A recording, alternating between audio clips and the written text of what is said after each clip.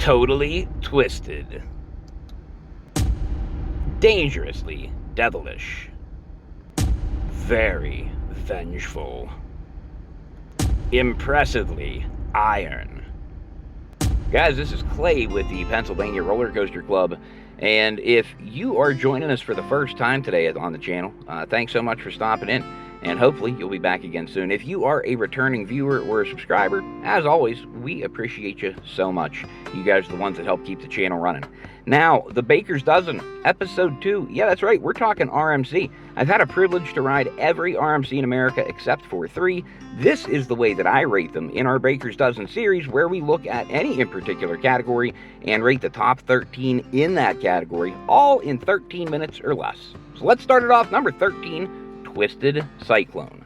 So we have to travel to Six Flags Over Georgia for one half of the 1-2 punch for the park of Twisted Cyclone and the B&M Hyper Goliath. People kind of bounce back and forth as to which is number 1 and which is number 2. I happen to place it at number 2 behind Goliath, but it shouldn't discount how good Twisted Cyclone is. Even though it does not have a very imposing first drop, and even though it is not the longest in terms of track length or ride duration, Twisted Cyclone still packs in one heck of a ride and should not be slept on. Now, moving on, number 12, Lightning Rod. Now, this might be a little bit of a divisive call. Lightning Rod, for many years, was thought to be pretty much the gold standard as far as, wooden roller coasters, as far as hybrid coasters there for a point, and just RMC in general. For a handful of years, Lightning Rod was a lot of people's number 1 overall. Now, I have to tell you that ever since the first time I rode it several years ago, I just wasn't impressed. I've ridden it in the morning, in the afternoon, at night, when it's hot, when it's cold, in a variety of different forms. Just not there for me. Number 11, Outlaw Run. Now, Outlaw Run, guys, this is one of those topper track woodies that really got RMC off the ground and kicking in terms of, just an overall well-rounded coaster builder. They were obviously doing the conversions with the iBox track, and then they started doing these toppers, and man, things really took off over the next several years. And Outlaw Run is a great example as to what great engineering can bring you. And when you're not afraid to push the boundaries and push the limits, sometimes you come up with an absolute banger. And that's Outlaw Run. Number 10, Storm Chaser. So now we have to go to Kentucky Kingdom. And Kentucky Kingdom, they are home to a pretty great 1-2 punch as well, with Storm Chaser and Lightning Run. And again, people were always up in the air and debating which is number 1, which is number 2. And even I have kind of waffled with that decision over the last couple of years. But I think finally, after just a number of re-rides on both, I do give Storm Chaser the edge. It is just a more consistent ride. However, I will say, if it is super cold and it's early in the morning and they are only running one train, it takes hours for this thing to really heat up and give you its full potential. So keep that in mind when you ride it. Number 9, New Texas Giant. So this is one of my newest RMC credits after our recent visit to Texas. And New Texas Giant really impressed me. Truth be told, I didn't even know going in if New Texas Giant would make the top 13 for RMCs, and I found myself possibly even wanting to push it a little bit higher. So New Texas Giant, for me, I'm going to call 1A. I'm going to call Wicked Cyclone 1B, and I'm going to call Steel Vengeance 1C. And I'll explain why later, but New Texas Giant, way better than I expected. Number 8, Wicked Cyclone, or 1B. Now, Wicked Cyclone, obviously, built after the OG New Texas Giant, and Wicked Cyclone, to me, is that 1B version. It is the improvement off of New Texas Giant. They, roughly, for the most part, are similar in length. I believe New Texas Giant actually, does have it in length.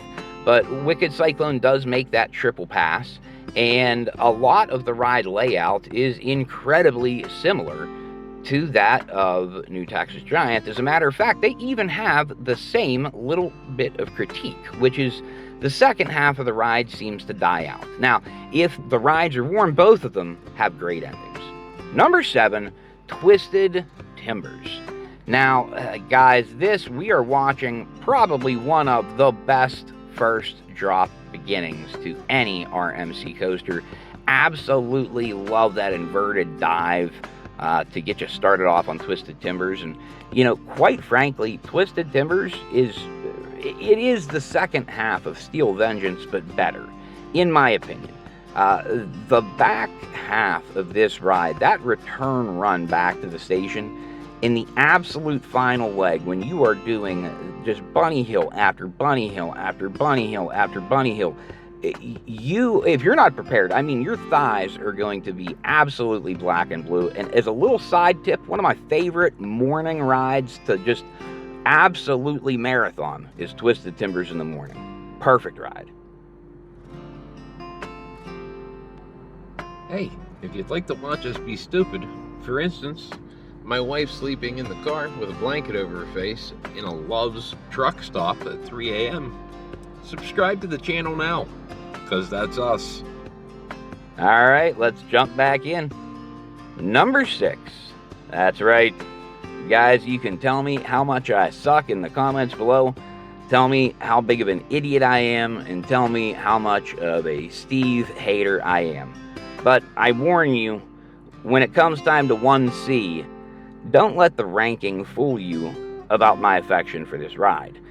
Steel Vengeance is the culmination of New Texas Giant and Wicked Cyclone. They took everything that they learned from those first 2 Lethe iterations, and they made a monster. They made what was the gold standard for years as far as these, hybrid RMC coasters go. It just, it's getting a little dated. There are better rides out there. Number 5, Twisted Colossus. Now, this one might be a little tough for people to swallow, that I would put Twisted Colossus over Steel Vengeance. But hear me out.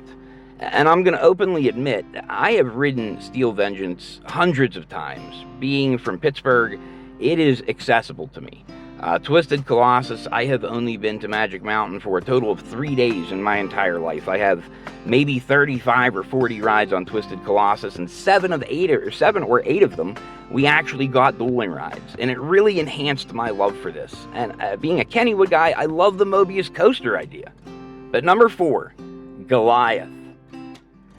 Guys, I'm going to get on my soapbox here for a minute, because I just hate the disrespect that Great America gets for Goliath. I always hear how Great America does not have that true one headliner. Has nobody ridden Goliath before? Can they not appreciate, or do you not appreciate the absolute gem that this ride is? It has the most amazing first drop of any Woody, even better than El Toro, I would contest. And the airtime that you get is phenomenal. It has the best stall of any ride in the world. And guys, it's a Woody. Now, is it short? Yeah, but it is phenomenal. But number 3, Wildcat's Revenge. We go to Hershey Park now, guys, for what is going to become one of the quintessential pieces of the Joe Draves, catalog of roller coasters. This is one of the best designed coasters in the world.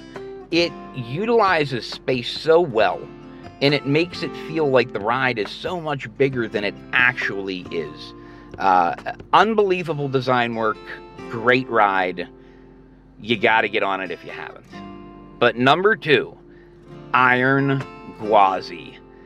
Guys, this thing is just, it will leave you speechless. Absolute insanity from start to finish.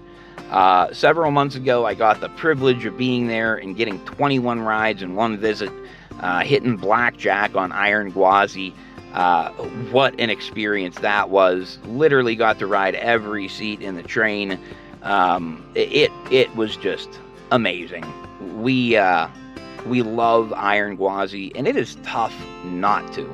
With a ride that is this intense and a ride that is this smooth, you pair those things together and it is a match made in heaven. But it is not number one, guys. The number one RMC in America, definitely fire in the hole.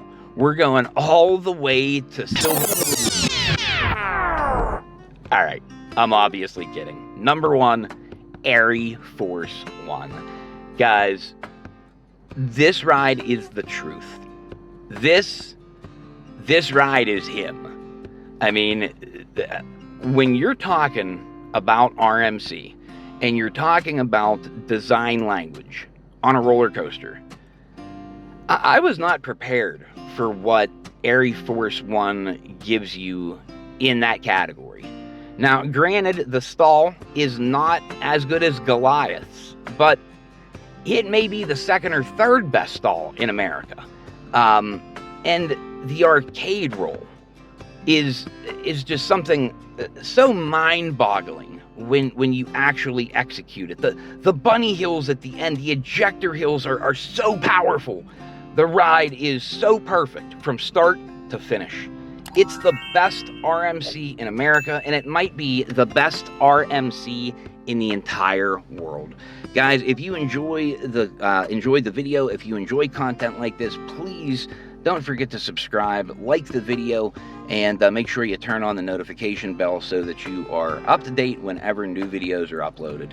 Thanks as always for watching, and until next time, guys, we'll see you out there. And as a little postscript, if you're curious as to how Hershey Park has remained so competitive, please check out this video up here.